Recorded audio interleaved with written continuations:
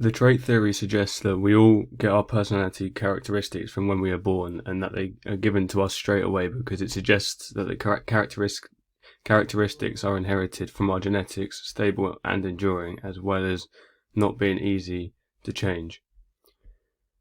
It is believed that there were two types of personality, type A and type B. If you have the type A personality, the trait theory suggests that you have characteristics such as lacking patience, a high desire to achieve goals, and to rush to complete your activities, as well as a lack of tolerance to others.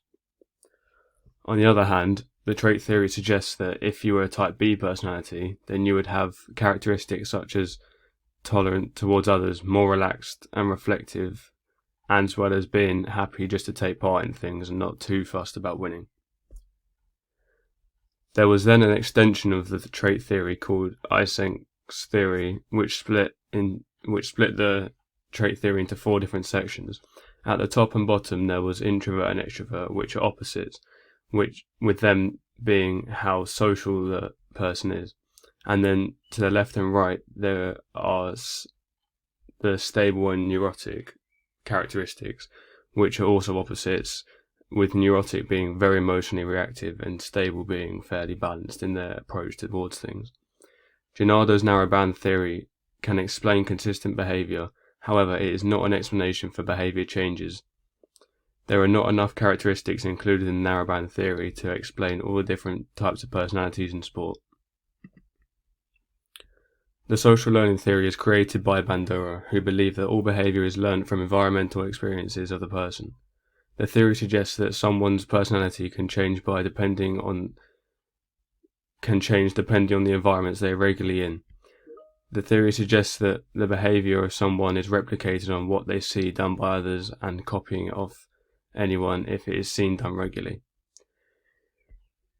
The experiment that was carried out to test the theory was the Bobo doll experiment. The Bobo doll experiment is where a child watches someone essentially beat up a doll, showcasing violent behavior, and then the child is put into the room with the doll by themselves, and then the organisers of the experiment monitor what the child does with the doll, and it was evidenced that the child also followed up to beat up the doll, and Bandura stated that it was because they witnessed someone else beating up the doll as well, and therefore replicated the same violent behaviour that the adult did. Bandura created a model that he believed was the reasoning behind the child replicating the same behaviour. The model was called ARMED. The A stands for attention to the experiment, whilst the child was watching someone beat up the Bobo doll and showcasing the violent behaviour and attitude towards the doll, whilst the child watched them, and then it was evidence that they did go in and do the same. The R stands for rehearsal, because the child creates a mental image as they take the experiment as a demonstration of what should be done. Whether this is the case or not is obviously depending on the person, but children are more likely to copy behaviour that is demonstrated because they think it is the right example, and then they follow it up themselves and replicate it.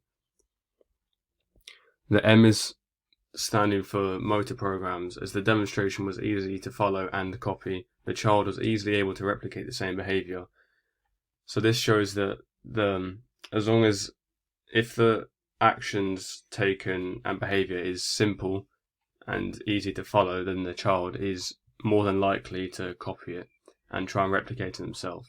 If it is more challenging and more complicated, they may not follow suit exactly. However, they may attempt to replicate it, and it won't be completely accurate. However, there may be some similarities in the way that the child behaves towards the situation.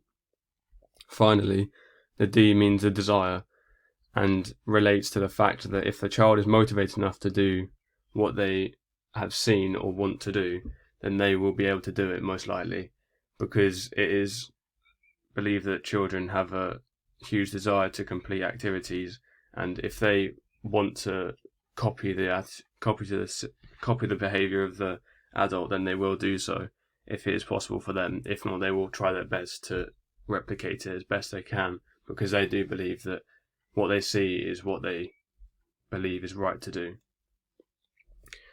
Bandura stated that it is easier to replicate behaviour if you are the same gender as someone or have similar interests in something in common. This just shows that, for example, a young female athlete would look up to Jessica Ennis-Hill because she did the same sport as them, they're the same gender, and she became a role model for the whole sport, not just in the UK but in the world. And then the young athlete would be more interested in her than maybe a male athlete because they're the same gender and they have more similarities and more in common than the male did. However, a young male athlete is more likely to follow a male athlete because, again, they are the same gender and they've got more in common and therefore are more likely to lean towards trying to copy them. The interactionist theory is the final theory to explain personality, and it is created by Martin Schmatic. The interactionist theory involves three different aspects, the first one being the psychological core. The psychological core is the beliefs and values, attitudes and interests of someone. This means that there is one constant throughout someone, which is their psychological core. It acts like the foundation to someone's attitude and behaviour, which influences what the rest of their personality will be made up of, depending on the four aspects. So this shows that if someone's psychological core is very competitive, then they will continue to, then the rest of their personality will be made up of and around being competitive. So if they're competitive, then they will be potentially more aggressive, and because the competitive drive leads them to being aggressive. If they're, for example, so in a sports match, if they are losing and they have a competitive psychological core, then they'll be more likely to show aggression because they're trying to get back into the lead and winning, because their psychological core has them as a motivational drive to become competitive. The next part to the interactionist theory is the typical responses. This is relating to the reactions and responses to certain things that happen and what each person will do in different scenarios. This can be related in sport in a lot of ways because sport is so unpredictable and can change situations very quickly, hence why the typical response as part of the interactionist theory is important, particularly for athletes.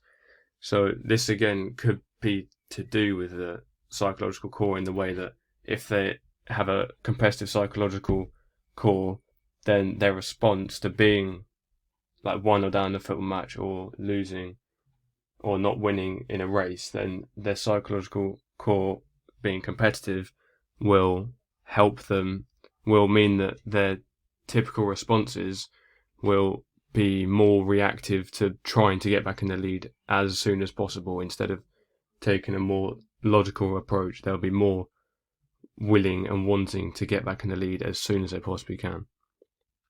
Finally, the last part of the interactionist theory is role-related behaviour. Role-related behaviour is the behaviour that someone displays when they are fulfilling a certain role.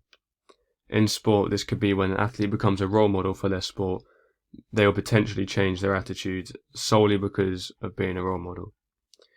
It is how someone behaves when they are in a role. So this means that, again, Jessica Ennis-Hill, as an example, is a role model in athletics, particularly for females, and the interactionist theory suggests that she may have changed her attitude once she became a role model compared to when she was an up and coming athlete.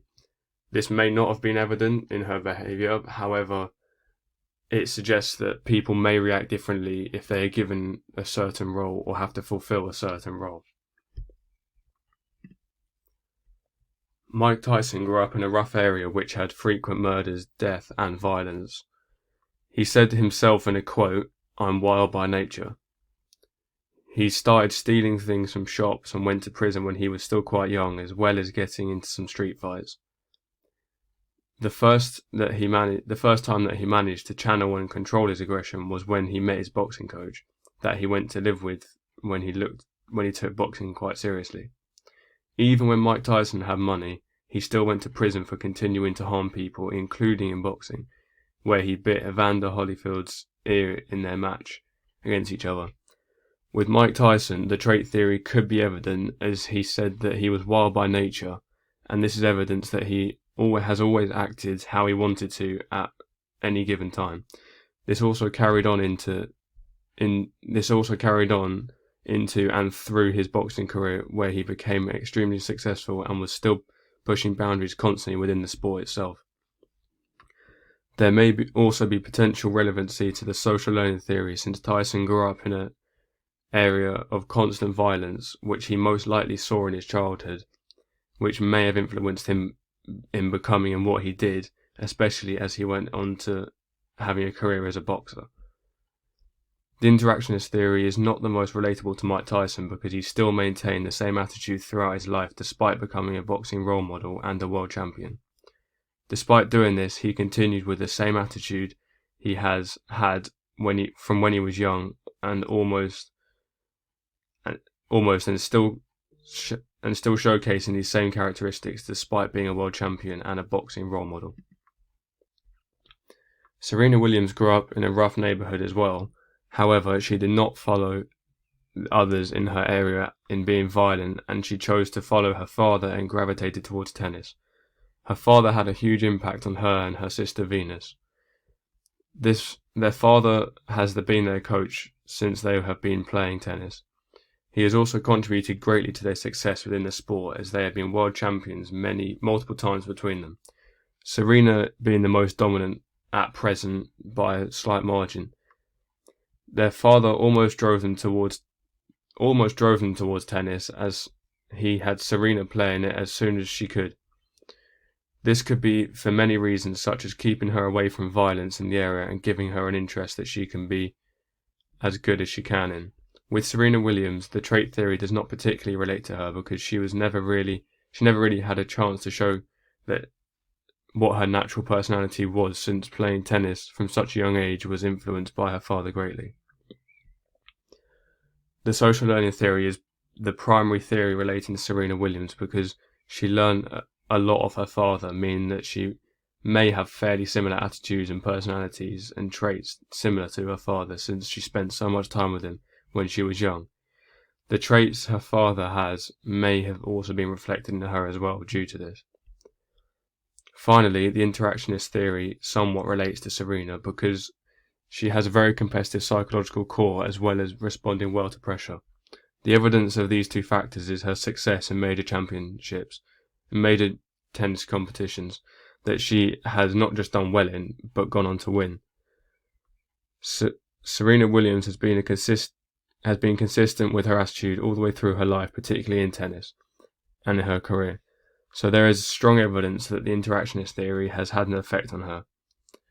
This is because she is a tennis role model, and she has stepped up to being one, as she is confident in herself and her ability, and does succeed even when under a lot of pressure.